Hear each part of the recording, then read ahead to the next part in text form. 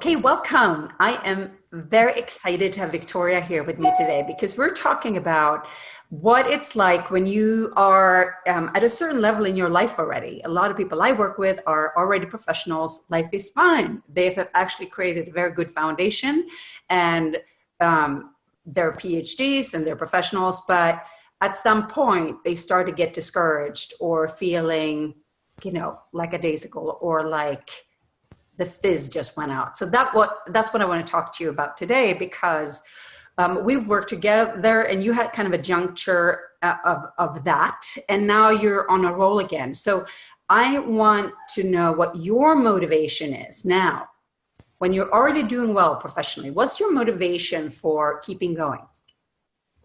So some of the motivation that I have is just knowing that I can do more.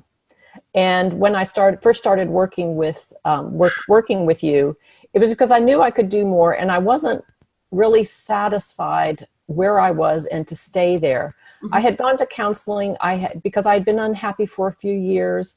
I had made the very conscious decision to just stay where I was, ride it out to retirement, retire early, and then go out and do whatever I wanted to do. And I lived with that decision for about a year or two.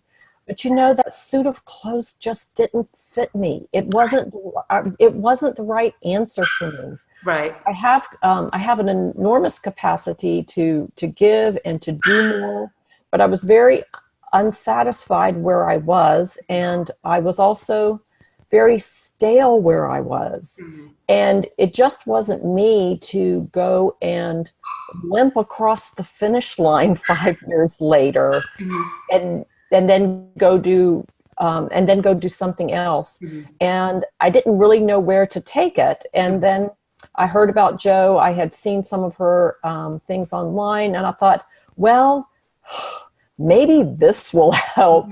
I didn't really need counseling. I wasn't depressed. I had a good relationship with my husband. I have a nice family.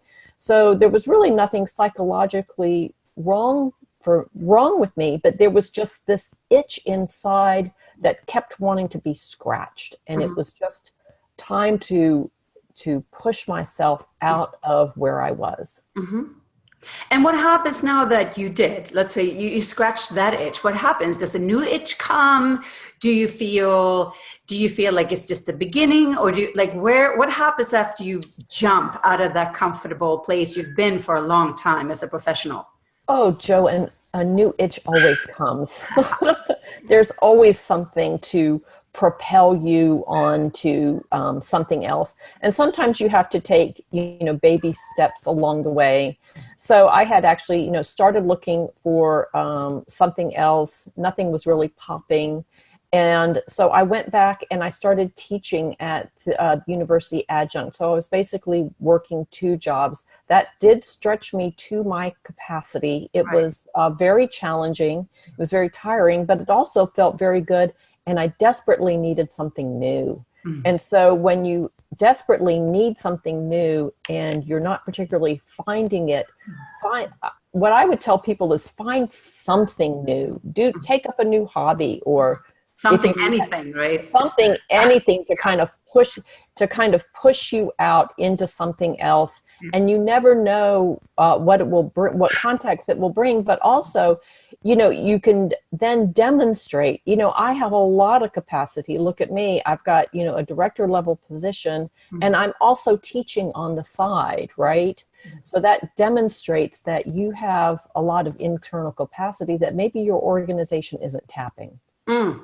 That's great. And I'm curious about this too. How about when you get to a certain level of power, let's say, in an organization or responsibility, how do you make sure you don't get bogged down in just admin? How do you make sure you don't end up not doing what you're strong at and what got you there in the first place, but everything else?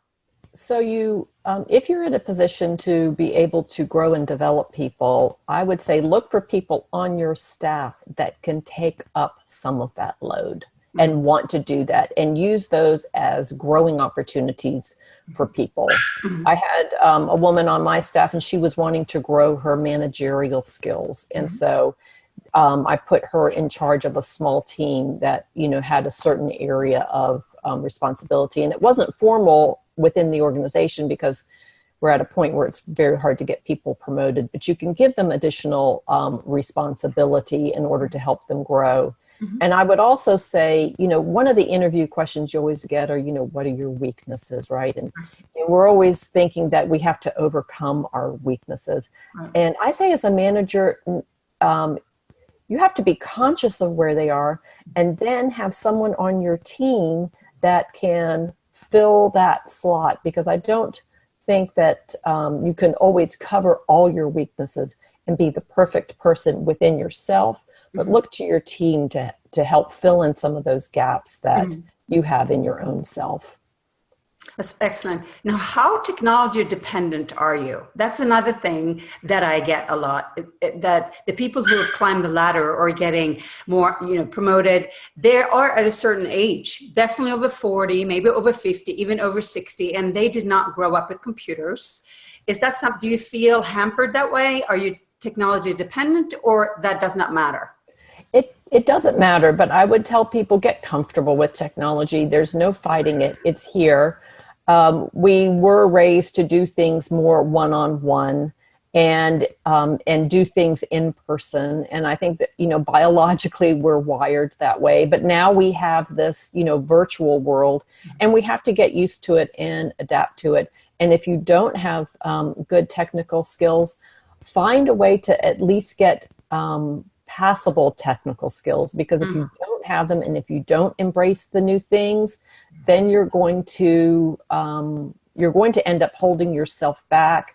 And you have to embrace the new technology. You have to be the one to learn the new technology first, and then also help other people learn it. Those kinds of things help. So face your fear if you're afraid of technology, because it's not going away. Right.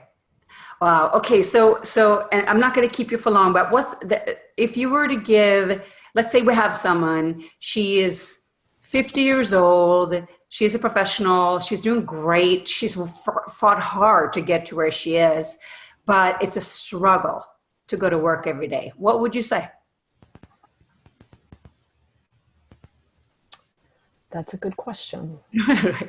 Sure, there's a lot of people that are in that situation. And then I would say, so you have to get up and go to work every day because they're paying you and you have a job to do. And so that's just part of being professional. But then I would say, seek out someone that can help you get out of your rut, and don't settle for what you currently have if you are wanting something more, but be very thoughtful about how you go about making changes in your life. You really don't want to have a change that you need to make and then make the wrong one. So take your time making the change. And sometimes just having the goal of making your change will help get you out of that rut. But spend your time, spend a lot of thought, get coaching or counseling if you need it, and do something, because you're not doing yourself or your organization any favors by hating your job.